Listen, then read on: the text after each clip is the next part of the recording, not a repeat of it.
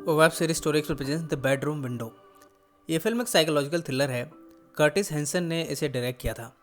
Steve गिटनबर्ग और Elizabeth मैकवन ने इसमें एक्टिंग की थी। फिल्म के सारे सीन्स को बेल्टिमोर में शूट किया गया था। एने होल्डन की नॉवल द विटनेस पर यह बेस्ड है। कहानी शुरू करने से पहले आपसे गुजारिश है कि चैनल को सब्सक्राइब कर लीजिए और बेल आइकन दबा दीजिए। अगर ये वीडियो पसंद आए तो लाइक का बटन दबाना ना भूलें। इस कहानी की शुरुआत में टेरी अपने बॉस की वाइफ सिल्विया को अपने अपार्टमेंट में आने को कहता है।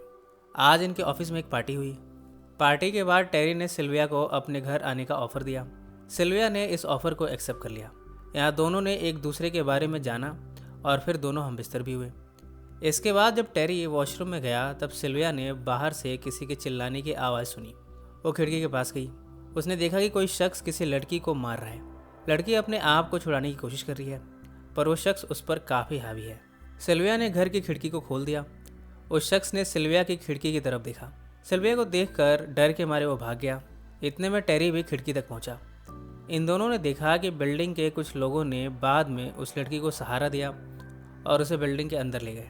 टेरी से सिल्विया ने इस घटना के बारे में बताया कि कैसे उस लड़की को वो शख्स मारने की कोशिश करता रहा। टेरी ने जानना चाहा कि वो शख्स दिखता कैसा था। सिल्विया ने अंधेरे में जितना भी देखा था बताया। उसने कहा कि वो वाइट कलर की शक्ल वाला इंसान था। उसकी उम्र कोई 24 साल के आसपास रही होगी। लाल रंग के बाल थे। बालों पर कंघी की गई थी डक स्टाइल में। सिल्विया ने आगे भी कहा, अगर मैं जल्दी घर से निकलती तो वहाँ तक पहुँच जाती, पर मैंने देर कर दी। सिल्विया को लगता है कि अगर वो वहाँ पहुँची भी होती तो शायद उसकी जान खतरे में पड़ सकती थी। इसलिए उसने टेरी का शुक्रिया अदा किया उसके साथ होने के लिए, पर अब वो घर जाना चाहती है। ये सब देखने के बाद वो टेंशन में आ गई है। घर जाते हुए सिल्विया ने कहा कि ये रात उसकी लाइफ की सबसे एक्साइटिंग रात थी। अगली सुबह जब टेरी ऑफिस पहुंचा तब उसके बॉस कॉलिंस ने उसे पूछा, तुम कल रात को पार्टी से कहाँ गायब हो गए? मैंने तुम्हें अपनी वाइफ से बातें करते हुए देखा था। टेरी ने बात को घुमाते हुए उसके हाथ की गन के बारे में पूछा। कॉलिन ने बताया कि यह गन सीगल की है। 40 साल पुरानी ये गन कभी रजिस्टर नहीं हुई। उसे ये गन उसके एक दोस्त ने दी है। यहाँ टेरी ने आज का अखबार देखा। इसमें एक यंग वुमेन की हत्या की खबर छपी है। ये घटना बाल्टीमोर स्ट्रीट की है। घर पर जब वो सिल्विया से मिला तब उसने इस न्यूज़ के बारे में डिस्कस किया। ये मर्डर कल रात वाली घटना के आधे घंटे के अंदर हुआ है। टेरी को लगता है कि ये मर्डर उसी शख्स ने अंजाम दिया होगा। सिल्विया ने कहा, अगर ये वही शख्स है तो मुझे इस केस में गवाही देनी चाहिए। मेरे अलावा शायद किसी ने भी उस शख्स को नहीं देखा। सिल्विया को अपनी आइडेंटिटी भी छिपानी है, इसलिए वो पुलिस को एक लेटर लिखना चाहती है। पर टेरी ने कहा कि पुलिस लेटर को सीरियसली नहीं लेती। टेरी ने आइडिया दिया कि वो पुलिस से कहेगा कि उसने उस शख्स को देखा है अपने बेडरूम के विंडो से। इससे सिल्विया का नाम कहीं नहीं आएगा और इस केस में गवाही भी हो जाएगी। टेरी ने तुरंत पुलिस को फ़ोन लगाकर इस बारे में सब कुछ बता दिया। इसके बाद उसने सिल्विया से उस शख्स की सारी जानकारी ली। सिल्विया के जाते ही 2 डिटेक्टिव्स का यहाँ आना हुआ। टेरी ने अपनी कहानी सुनाई। मैं ऑफिस पार्टी से 10 बजे रात को घर लौटा। 2:15 पर मेरी नींद खुली किसी के चीखने से। मैं खिड़की पर गया। डिटेक्टिव्स ने खिड़की के पास जाकर भी देखा। जो कुछ भी सिल्विया ने टेरी को बताया है सब कुछ टेरी ने इन दोनों को बता दिया। यहाँ डिटेक्टिव्स ने बताया कि जिस लड़की की हत्या हुई है उसके साथ पहले बलात्कार हुआ, फिर उसे मारा गया। इसके चांसेस बनते हैं कि जिस शख्स को टेरी ने देखा है उसी ने इस मर्डर को भी अंजाम दिया हो। इसके बाद टेरी और सिल्विया उस स्ट्रीट पर पहुँचे जहाँ दूसरी लड़की का मर्डर हुआ है। इन्होंने अखबार में छपी खबर के अनुसार इस मर्डर के बारे में डिस्कस करना शुरू किया कि किस तरह वो लड़की अपने प्रेमी के साथ कार में थी। जब अपने अपार्टमेंट में गई उसे चाबी नहीं मिली। वो वापस स्ट्रीट में गई। यहाँ उसका बॉयफ्रेंड जा चुका था। स्ट्रीट में तभी उस किलर ने उस पर अटैक किया। पुलिस ने इस मामले में 6 सस्पेक्ट्स को पकड़ा है। टेरी को बुलाया गया है इस सस्पेक्ट को आइडेंटिफाई करने के लिए। यहाँ डेनीस भी आई है। डेनीस वही विक्टिम है जिसे वो शख्स मारने की कोशिश कर रहा था और फिर भाग गया। ना तो डेनीस और ना ही टेरी उस क्रिमिनल को पहचान पाए। डिटेक्टिव ने इन्हें अकेले में ले जाकर कहा, इन 6 में से एक ने पहले भी इस तरह के क्राइम किए हैं और बिल्कुल वैसा दिखता है जैसा तुमने बताया था। यहाँ कोई भी असली क्रिमिनल के बारे में श्योर नहीं है।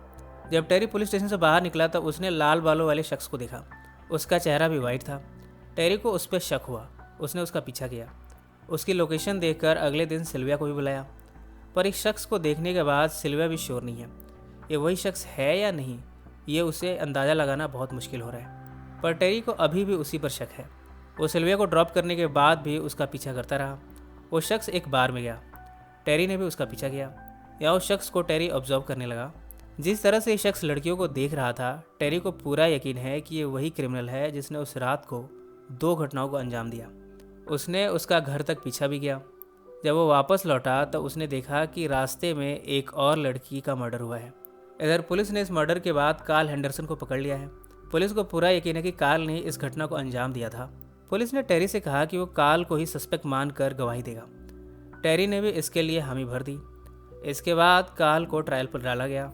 कोर्ट में जब केस चला तब टेरी को गवाही के लिए बुलाया गया।